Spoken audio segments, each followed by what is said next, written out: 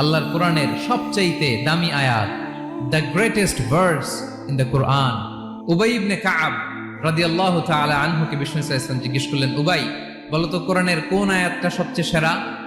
উবাই জানেন, তারপরে বললেন আল্লাহু ওয়া রাসূলুহু আ'লাম, আল্লাহ রাসূল ভালো জানেন। দেখেন কত বিনয়ী ছিলেন সাহাবারা, জেনেও উত্তর দিতে চাইতেন না, ভাবতেন না জানি বিশ্বনবী নতুন কিছু আমাদেরকে জানায়।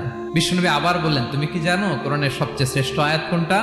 এবার উবাই ভাবলেন এবার আমি উত্তরটা দিয়েই দেই। তিনি বললেন আয়াতুল কুরসি, আল্লাহু লা ইলাহা ইল্লা হুয়াল হাইয়ুল কাইয়ুম, এটা শ্রেষ্ঠ আয়াত। বিশ্বনবী খুশি হয়ে উবাই ইবনে কাবের বুকে একটা চাপড় মারলেন, এরকম আদরের চাপড় দিয়ে বললেন লিয়াহনিকাল ইলমু ইয়া আবুল মুনজির, হে আবুল মুনজির, জ্ঞান এবং প্রজ্ঞা তোমার জন্য মোবারক হোক, তুমি ঠিক বলেছো। সুবহানাল্লাহ পড়ে। তাহলে এই প্রথম ইনফরমেশনটা আজকে জানলাম, কোরআনের সর্বশ্রেষ্ঠ আয়াতের নাম ৬,২৩৬টা আয়াতের মধ্যে থেকে সবচাইতে দামি আয়াত এটা।